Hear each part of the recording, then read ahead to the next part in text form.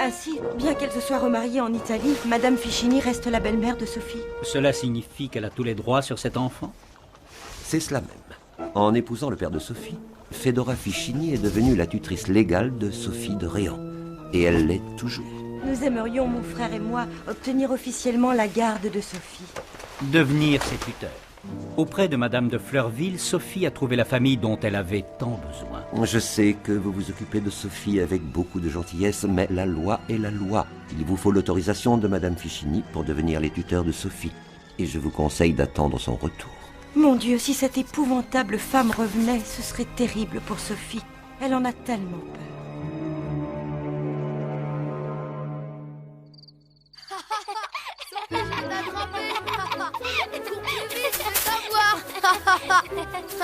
Attention. Je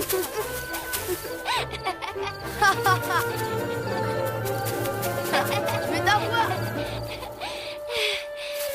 Touché. Non, je m'étais arrêtée, ce n'est pas du jeu.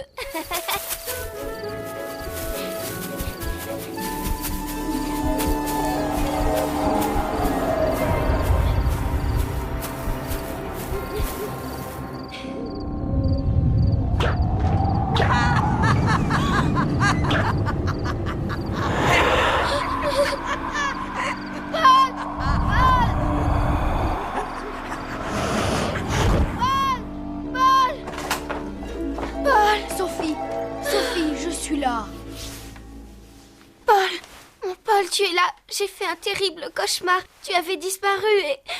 Ma Sophie, ne t'inquiète pas. Je suis revenue et je ne te quitterai plus. Ma belle-mère était là, prête à me battre si tu avais vu son visage, Paul. J'étais sûre que c'était pour de vrai. Au secours ! Au secours ! Que se passe-t-il ? J'y vais. Au secours ! Oh, je le vois, je le vois ! Au secours ! Il va m'emporter ! Oh, il est tout blanc !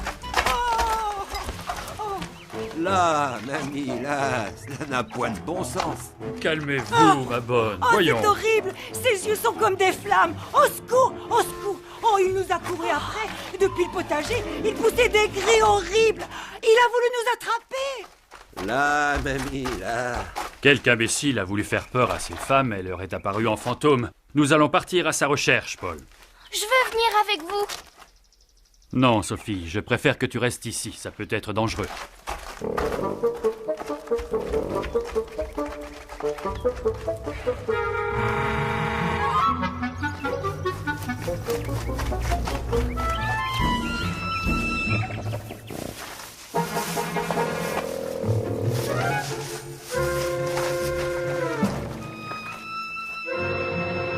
Je ne les vois plus. Maman, papa et Paul ne courent aucun danger, n'est-ce pas, maman? Votre main tremble. C'est comme si vous aviez peur. Ma main ne tremble pas. Je ne veux pas qu'il arrive quelque chose à Paul. Je ne veux pas qu'il arrive quelque chose à Paul. Attends un peu! Tu ne m'échapperas pas! Coquin! Léonard, tu es le fils du meunier. Mais pourquoi nous fais-tu d'aussi vilains tours? Grâce, messieurs.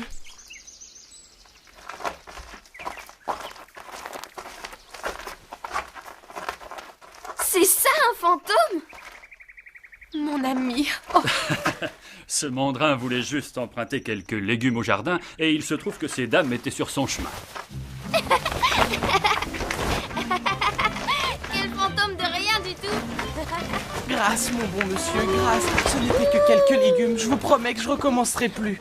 File, coquin, et que je ne te vois plus rôder par ici, ou il t'en cuira. Merci, monsieur. Attention, mes ailes font peur aux fantômes. Comme vous êtes pâle, mon ami, seriez-vous souffrante? Non. Elle a eu peur pour vous, papa. Ses mains tremblaient. Elle me disait que non, mais je les ai bien senties. C'est passé à présent. Me voici rassuré. Paul, tu as été bien courageux, comme toujours. Ton père est fier de toi. Paul, viens. Paul. Il ne m'entend même pas, ce Paul.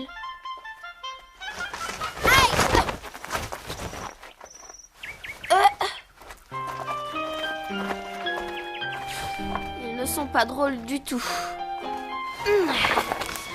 Comme Madame de Fleurville me manque, et j'en ai même pas là. Depuis quand déjà? 10 jours seulement.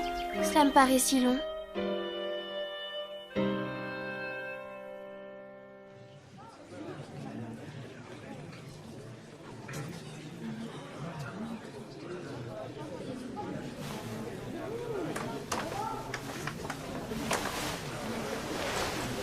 Père, me permettriez-vous de retourner à Fleurville avec ma tante et mes cousines?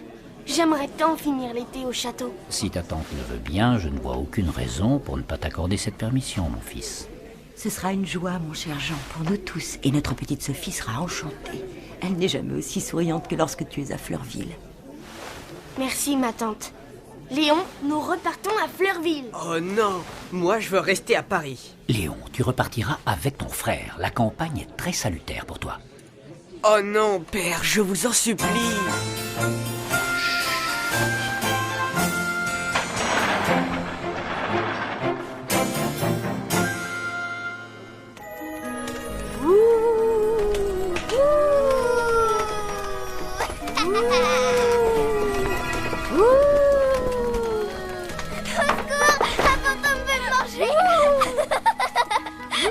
Vilain fantôme, lâchez ma petite sœur. Non. Paul.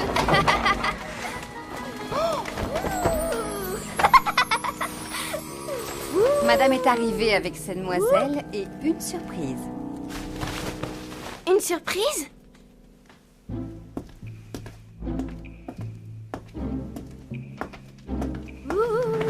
Hein?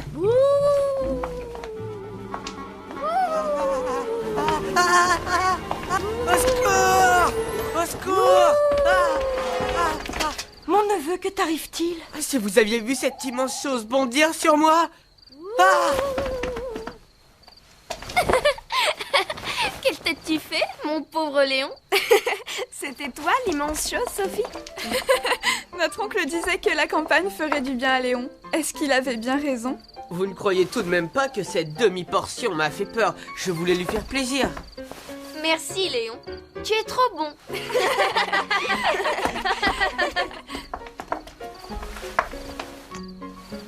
Je suis si contente de vous voir. Quelle chance! Jean et Léon sont venus avec vous. Alors, comment vont nos Parisiens? Je savais que c'était toi la surprise. Jean s'ennuyait à Paris. Il faut avoir bien mauvais esprit pour s'ennuyer à Paris. Franchement, la plus belle ville du monde. La plus belle ville du monde n'a pas d'aussi bonne tartine de beurre frais ni d'aussi merveilleuse cabane. Vous ne connaissez pas les bonnes choses, monsieur le ronchon. C'est vrai, il nous ennuie, ce Léon. Marguerite!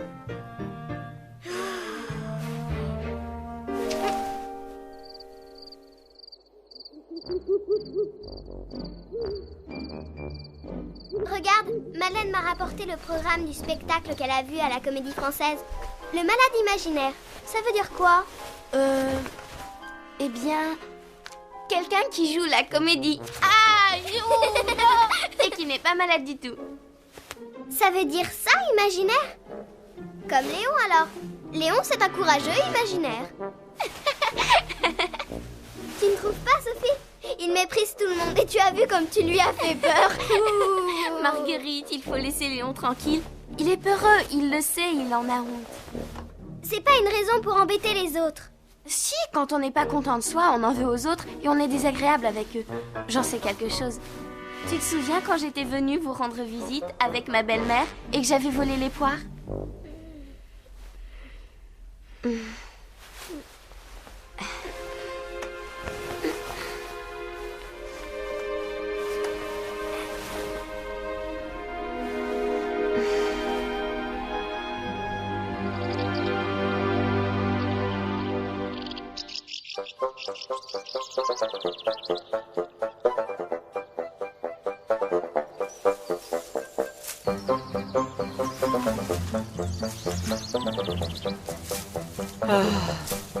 Quand je pense qu'il va falloir rester 2 semaines dans ce trou perdu. Notre cousin est de plus en plus aimable, as-tu remarqué, Madeleine? Si tu aidais Paul, le temps te paraîtrait peut-être moins long, tu ne crois pas, Léon? Paul, il n'y en a que pour Paul. Paul, que fais-tu sur ce toit? Une table. Sera-t-il commode de prendre nos goûters perchés sur le toit? C'est ridicule. Vous verrez. Oh, il ferait n'importe quoi pour se rendre intéressant.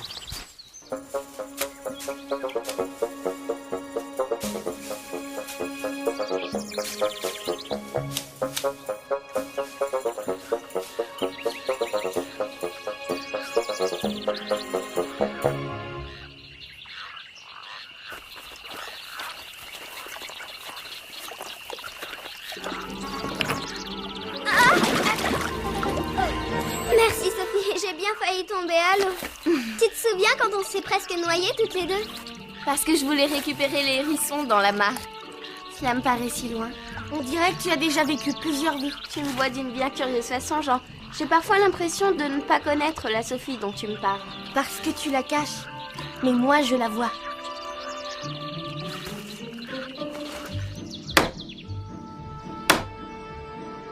Aïe! Oh, ce marteau n'est pas du tout approprié. J'en ai assez. Merci Léon. De quoi? Des efforts que tu fais. Tu n'aimes pas la campagne, tu n'as aucun goût pour travailler avec tes mains. Je déteste ça et je n'ai pas honte de le dire. Je ne suis pas comme toi, moi. Je ne suis pas allé jouer monsieur je sais tout auprès de pauvres indiens trop crédules, moi. Écoute Léon, d'accord, je t'agace, tout le monde est autour de moi depuis que je suis revenu. À ta place, je serais furieux aussi. On m'a obligé à venir à Fleurville. Si j'avais eu le choix, je me serais épargné cette corvée. Je m'en doute. Mettons-nous d'accord Léon, nous sommes très différents. Nous n'avons pas les mêmes goûts et tu sais beaucoup de choses que j'ignore. Tu ignores certes beaucoup de choses. Parfaitement, et à Paris, je serais sans doute perdu.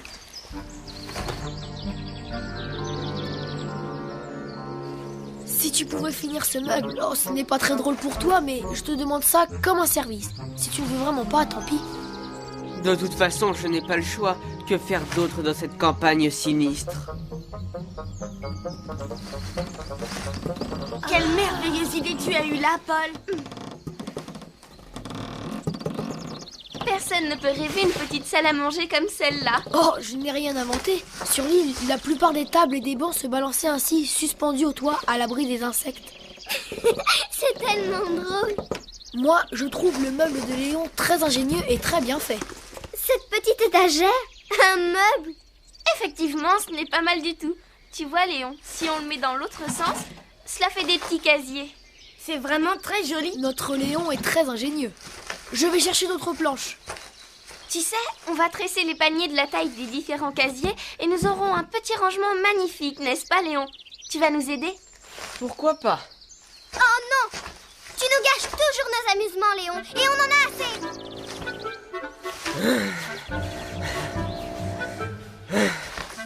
Vous êtes une petite peste, mademoiselle. Léon! C'est vrai, il nous embête, il a mauvais caractère. Et moi, je n'avais pas mauvais caractère, peut-être? Si vous n'aviez pas fait d'efforts, que se serait-il passé, je te le demande? Léon n'est jamais content, il a toujours peur de tout. Je me souviens quand t'es tombé dans l'arbre creux, il n'a pas bougé d'un pouce pour t'aider tellement il avait peur. Ces vieilles histoires n'intéressent personne. Léon, pour une fois, construit un joli meuble. Il a envie de tresser des paniers, et toi tu le rejettes? Tu es mauvaise. Voici les boissons. Regarde, nous avons tout ce qu'il faut. On s'installe pour le goûter? Passons, Léon. Léon, ne fais pas la tête, ouvre-moi. Léon, Marguerite est petite, elle ne comprend pas tout. Si tu savais ce qu'on a pu chamailler au début. Il ne faut pas lui en vouloir. Ce n'est pas une gamine qui va te priver de goûter tout de même. La question n'est pas Marguerite. Personne ne m'aime, voilà tout. Mais toi, est-ce que tu aimes les autres? Nous t'aimons tous, Léon. Tu es en famille ici. Nous avons tous envie d'être gentils avec toi. Si tu faisais un tout petit effort, tu pourrais même passer des vacances agréables. Il faut avoir confiance, Léon. Tu sais, moi aussi, il m'a fallu du temps. Madame de Fleurville a été très patiente. Je faisais enrager tout le monde.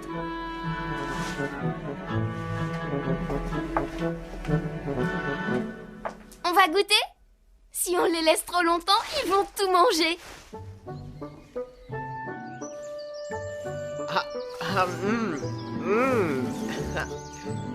Notre cousin se mettrait-il à apprécier les bonnes choses? Bah, il faut bien. Eh bien, mes amis, j'ai une devinette à vous proposer. Oh non, moi j'aime pas les devinettes, c'est pas drôle. Marguerite, notre père a pris une décision. Vous vous installez à Paris et le commandant travaillera au ministère de la Marine. Non, pas du tout. Il repart en mer et tu repars avec lui. Oh non. Mais il s'agit d'une bonne nouvelle, très bonne nouvelle. Monsieur Drosbourg ne partira plus en mer. Oui. Il donne sa démission de la marine. Et nous allons acheter un château tout près d'ici. Exactement, et de cette façon, nous pourrons tous continuer à nous voir très souvent. Ouais, bravo. Et moi, je me marierai avec Paul, là.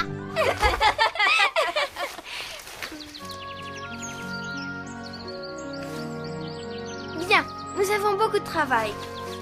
Je vais finir le petit meuble. Il faut tresser les paniers. Et les garçons, vous ne parliez pas d'une petite hutte? Oui, et pour ça, il nous faut des rondins. Si monsieur l'ingénieur m'accepte comme apprenti. Ce n'est pas ma faute, j'ai peur. Je ne peux pas m'en empêcher. Je t'assure, Paul, que bien des fois, j'en ai été honteux au point d'en pleurer en cachette. Comme tu dois souffrir. Je me suis dit 100 fois qu'à la prochaine occasion, je serai brave. Mais j'ai beau faire... Il faut un grand courage pour dire même à un ami ce que tu viens de me confier. Mais quel est ce bruit? Il me semble entendre des gémissements mêlés d'éclats de rire. Tu crois? Mais si, Léon, tu entends? Quelqu'un pleure. Allons-y vite, Léon, cours!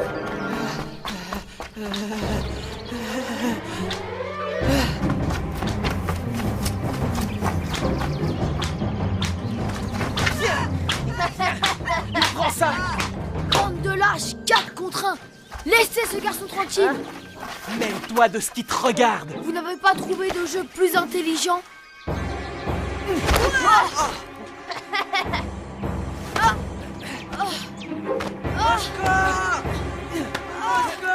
Ils ne nous font pas peur, Léon. Nous sommes plus forts qu'eux. Attaque!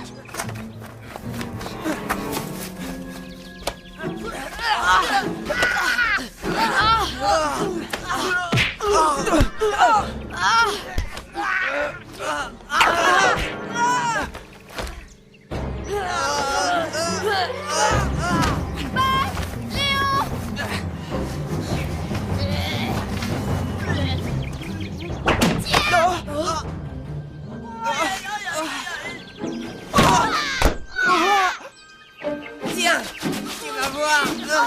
Allez, recule! Recule!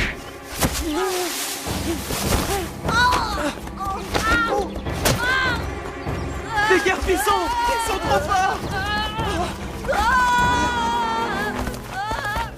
On se reverra! Et qu'on ne vous revoie plus par ici, lâche! Tu es blessée, Sophie? Ce n'est rien, une branche m'a un peu écorchée. Tu es comme avant, tu n'as peur de rien. Félicitations, Léon, tu es un vrai bon soldat. Mon frère a écrit à Madame Fichini en Italie pour lui demander que la responsabilité de Sophie nous soit confiée. J'ai peur que cette requête ne réveille la méchanceté de cette femme. Ces coquins t'ont pris comme souffre-douleur, mon pauvre Relmo. Merci, merci.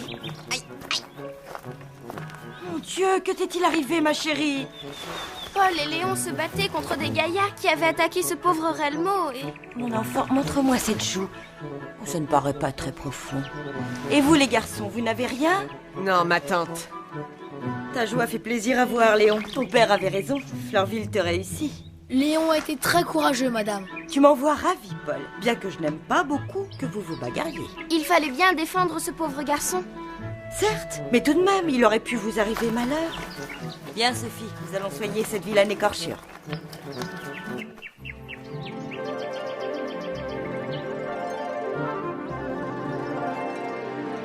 Il faudra bien féliciter Léon. Mais oui, ma chérie. Retourne jouer avec les autres et promets-moi de faire attention. Veux-tu bien aller me chercher Léon, Sophie? J'y cours. Sophie? Sophie, je voulais te dire que tu es une petite fille très... non, je voulais plutôt te dire que tu es une grande fille. Mais monsieur, c'est Paul qui... Non, Sophie, Paul a bien su s'y prendre avec Léon, mais tu t'es aussi montrée généreuse et attentive. Madame de Fleurville peut être heureuse de t'avoir pour fille. Merci.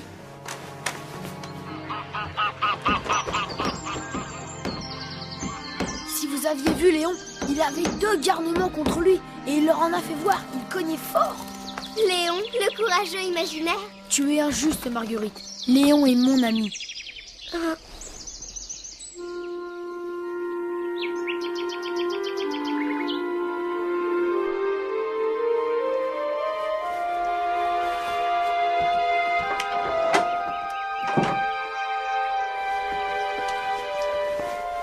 Léon, je suis en train d'écrire à ton père à quel point tu t'es montré courageux. Il sera fier, comme nous sommes tous fiers de toi. Merci, mon commandant. Je suis contente pour Léon. C'est merveilleux de voir à quel point quelqu'un peut changer. Ce n'est pas possible pour tout le monde. Moi, je crois que si. Ma belle-mère ne changera jamais. Tu n'as aucune nouvelle de Madame Fichini? Aucune, et cela ne me dit rien de bon. Les voleurs recouverts de drap blanc me font bien moins peur que les vrais fantômes.